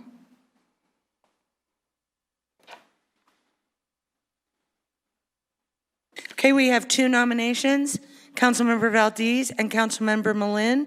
Any other nominations? Okay, seeing none, I'm closing the nominations. Do any council members have questions for the nominees? You can question your nominees if you would like to. I'd pose, hi, sorry. I'd like to ask both nominees, what is your vision for running this council, given that there's 3 of us that are new, 4 that are here? How would you pull us together as a council so that we can work effectively for our city? Go ahead. Okay. Thank you, Kelly. I've seen a lot of styles since I've been on council now. So what I really want to see is all council members' voices to be heard. I want them to be heard, respected, and to have new ideas. We always need to have new ideas. We can't be stale. So I'm going to encourage everybody to think outside the box type stuff, so that we can always have fresh ideas, because we're going to need them. Go. Thank you. I would intend that the new council work collaboratively together. Our mayor, to my mind, has no more power than other council members, and indeed, they are responsible for ensuring equality among all members. I believe that everyone on this council is capable. I believe that in terms of the broad goals of the city, we're generally aligned, and I think that we have a tremendous opportunity to make real progress together. I have some questions as well. First, I'd like to say it takes courage and commitment, not only to run for council, but to then further that commitment in throwing your name in the hat for mayor. So I thank both of you, and I look forward to continuing to work with both of you. So this question I'm going to present, and it's more for our community to hear from potentially our future mayor here. So why do you want to be mayor, and what qualities or qualifications would make you a good mayor? My turn? Sure. Councilmember Elrod, thank you for your nomination, and quite frankly for the excellent leadership that you have and will continue to bring to Littleton. Thank you to the outgoing and incoming council members for their commitment to our city. And whatever happens tonight, I am really excited to be on council. It may seem unusual for someone who has just been elected to council to accept a nomination for mayor, but this isn't about how many years we've served. It's about how we will serve. As mayor, I will always be aware of the real importance of my role and that my actions and decisions affect people's safety, prosperity, and quality of life. I will be out in the community and not just for official events. In just the past weeks, my wife and kids and I have had school conferences. We talk with parents and grandparents when we drop off and pick up our kids at school. We've played at Carson Nature Center and walked in South Platte Park. We've been to Bemis, the History Museum, restaurants downtown, the rec center, etc. We're out talking and meeting with people, making community. Again, our mayor has no more power than other council members.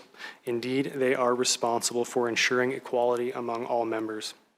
As mayor, I will foster the notion of team effort, including how we council members work with our city manager and his staff.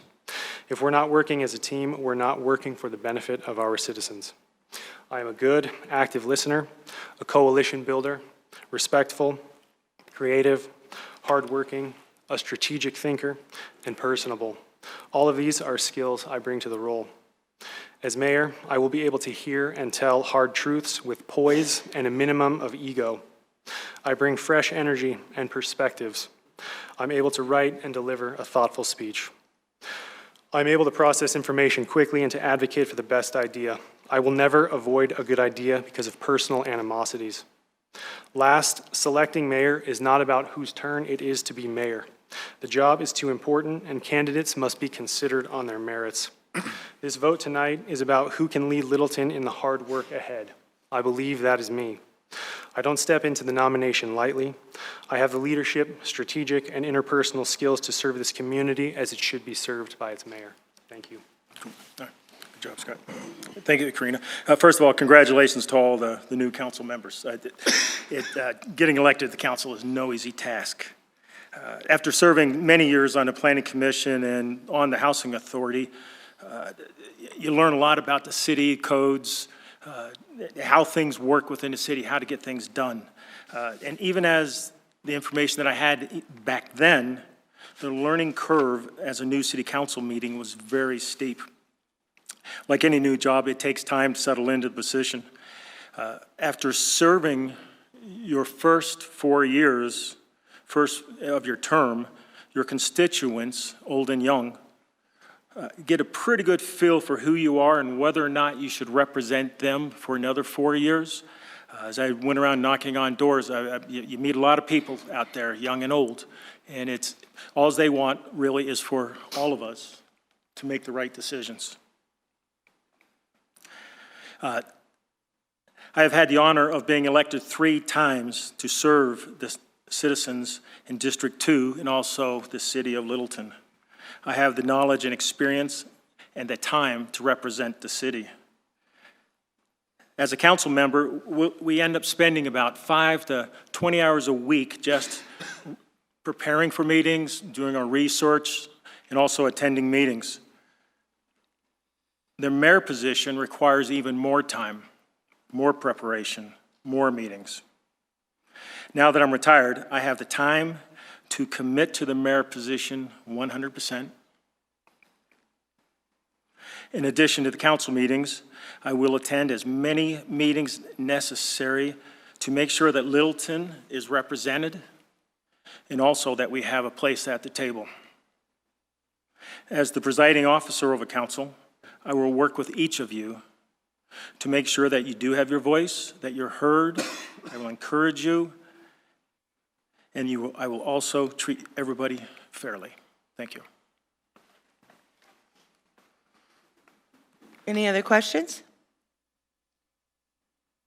Okay, I'm asking for a motion to approve Jerry Valdez, Councilmember Jerry Valdez as our mayor.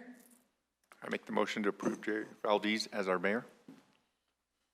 Second. Sorry, who seconded? Thank you. I'll learn your voices and I won't have to look up.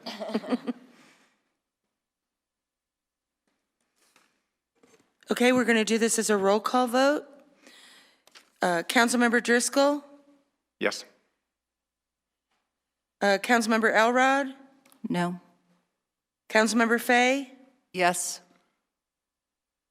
Councilmember Grove? Yes. Councilmember Malin?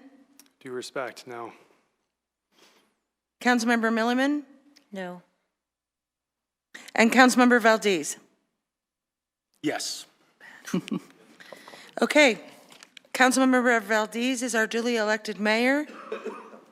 Congratulations, with a vote of 4-3.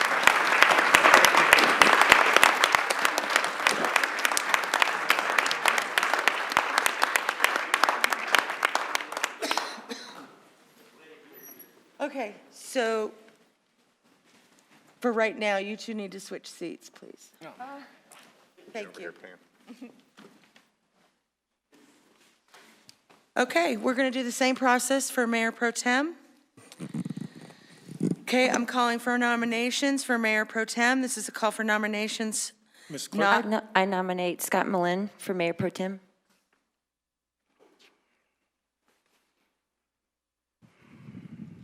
Sorry, I'm writing too. Oops, Malin. All right. Any other nominations? Yes. I would like to nominate Councilmember Grove.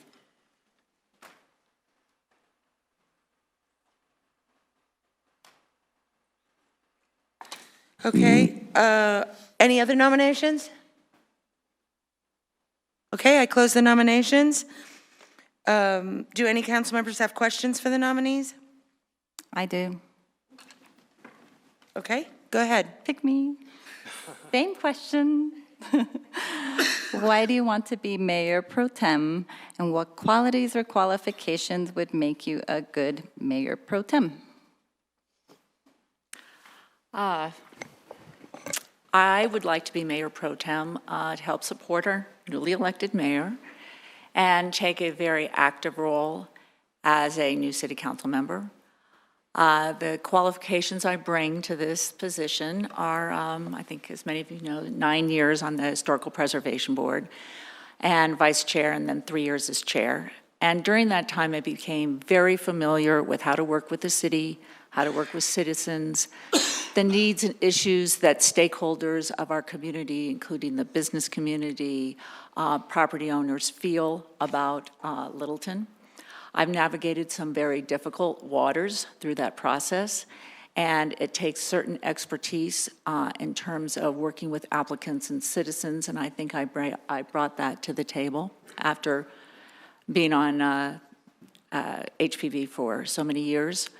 I felt just getting on HPV, there was a bit of a learning curve, and I know it takes time and support from everybody. I've also had leadership roles in my volunteer organization and throughout my professional career. I bring all the attributes of a team leader, a marketer, a consultant, a business person to this profession. I'm retired, so I have the extra time to do the meetings and extra tasks that might be involved in being the Mayor Pro Tem. And I would be honored to serve with you for you. And I would believe in what Jerry talked about, a collaborative group of council members working on behalf of the citizens to make sure that we make the best decisions possible for our community. Thank you. I'll simply stand on my prior comments. I believe there's significant overlap between the qualities of a good mayor and a good mayor pro tem. Okay, any other questions? Okay. I need a motion to appoint Councilmember Mellon, I'm sorry, I'm having a hard time with your name. I want to add that E for so bad. Malin, right? You got it. Okay. I need a motion to appoint Councilmember Malin to Mayor Pro Tem. So moved. I need a second? I second. Okay.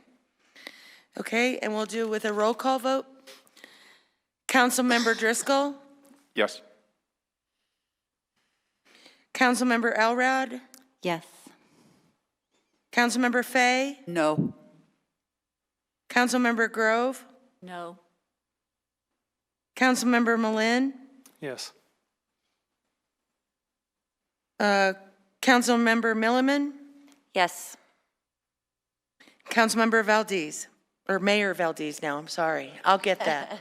You got the name right. I did. Respectfully, no. Okay. Councilmember Scott Malin is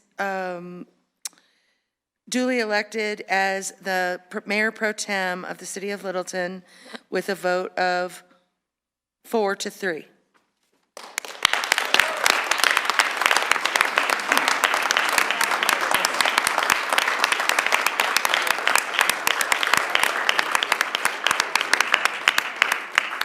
Okay, I will now turn the meeting over to Mayor Valdez so he can adjourn. We are now adjourned.